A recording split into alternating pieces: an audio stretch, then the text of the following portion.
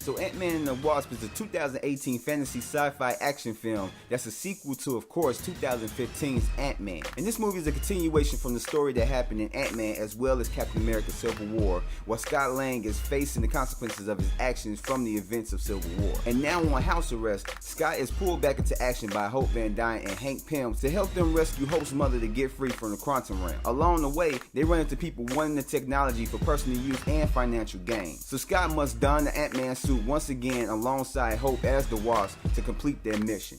So yeah, Ant-Man and the Wasp was a movie that I really was wanting to see as far as these movies. I mean, coming off of Black Panther and Avengers Infinity War, I had real big high hopes for this film. And let me say, this film didn't disappoint, with it still continuing with everything we left off from the first film. There's still likable characters in this one. Everyone reprised their role along with just a few new characters, as well as the chemistry between the characters is still there and it's still as good, if not even better than the first one. As well as the humor is still there. I found myself laughing more with this film than I did the other film, and I found a lot more enjoyment and entertainment out of this film. And the story is really good. This story still revolves around someone trying to reconnect with a loved one that they've lost, with the first one being with Scott Lang and his daughter, and this one with Hope and Hank trying to reconnect with their lost loved one. This movie still has some deep emotion rooted into it. And in saying that, Scott Lang and his daughter's relationship is still there. It's still present, but it's not as prevalent as Hope and Hank's situation. And the villain, I kind of had my doubts about the villain after watching the trailers and everything before seeing the film.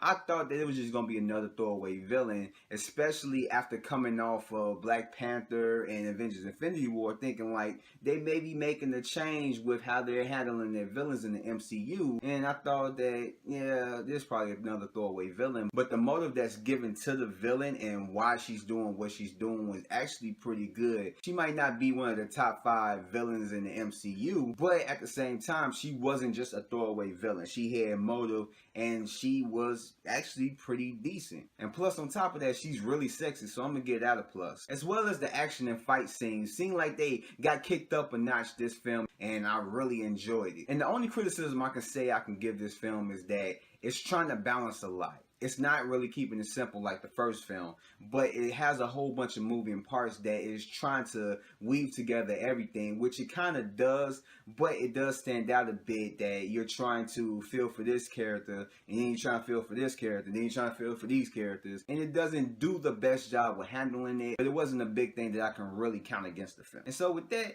I give this movie an 8. I really enjoyed this film. Even much better than the first one. It was action-packed, it had emotion and depth, and you got a little bit more of the character's background than what you did in the first film. And in this film, they didn't go super overboard, they didn't overdo a lot of stuff to where it just takes you away. It did actually pretty well. And also, with it being an MCU film, it does have a mid and end credit scene. So be sure to stay after the credits to watch both of them. And so with that said, that ends my Take One movie review on the movie Ant-Man and the Wasp. And I will catch you guys on the next one. Peace out. Hey, before you guys leave, make sure you hit that like button as well as that subscribe button. And you see that little bell? Make sure you hit that to turn on your notifications. That way you'll be notified for anything that appears on my channel. Hope to see you guys next time. Peace out.